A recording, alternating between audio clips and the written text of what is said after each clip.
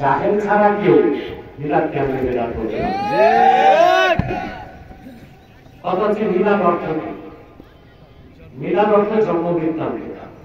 তো মিলাদুল নবী হচ্ছে আল্লাহর হাবিবের জন্ম বৃত্তান্ত। আল্লাহর হাবিবের জন্ম বৃত্তান্ত বা মিলাদ কোরআনেও আছে, হাদিসেও আছে, সিরাতে সবগুলো মিলাদে আছে। তার রাসূলুল্লাহর মিলাদ পড়াটাও ইবাদত, শোনাটাও ইবাদত। সুবহানাল্লাহ। এখন প্রশ্ন আসে কাইফিয়ত কি হবে? কাইফিয়ত জি, তাহলে আমি একটা প্রশ্ন করি ভাই, সাহাবায়ে কেরাম কি তাফসীর করতেন না? করতেন। কাইফিয়ত কি ছিল?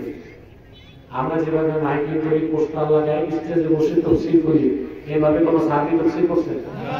কোন তাবী, কোন তাবেঈ, সালফে সালিহিন করেনি। ওনারা মসজিদে বসে মুদারাসাতে কোরআন পড়তেন। আমরা সেটাকে কাইফিয়তটা ভিন্ন করে তাফসীর করতেছি। এদিকে বেদাত বলবে না। সাহাবায়ে কেরাম রাসূলুল্লাহর মিলাদ পড়তেন, আমরাও পড়ি। কাইফিয়ত যদি একটু ভিন্ন হয় তাতে সেটাকে বেদাত বলে পরিত্যাগ করার কোনো সুযোগ নাই। আচ্ছা ভাই, মিলাদুল নবী নামে প্রোগ্রাম করলে বেদাত, তো সিরাতুল নবী নামে প্রোগ্রাম করলে বেদাত হয় না কেন? আরে দেখো, মিলাদ চার, সিরাত চার। সিরাতুল নবী নামে যদি প্রোগ্রাম হইতে পারে, মিলাদুল নবী বেনারও প্রোগ্রাম হইতে পারে। সহজ বিষয় না? জি। তাহলে মিলাদ শরীফ নিয়ে কোনো প্রশ্নই চলবে না। রইল কিয়াম।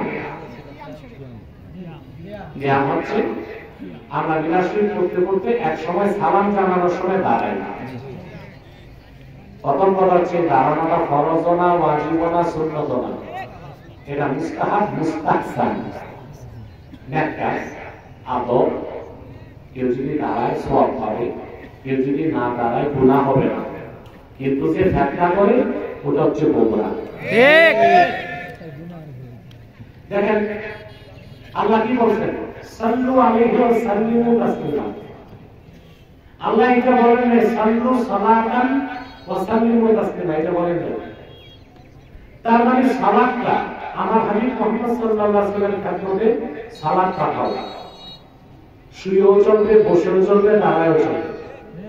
সালামটা আল্লাহ আদব শিখাই দিয়েছেন। সাল্লিমু তাসলিমা, সালাম পাঠাও মহব্বতের সাথে, ইখলাসের সাথে। আসেন না একটু সালাত সালাম বলি, দোয়া করি। সাল্লাল্লাহু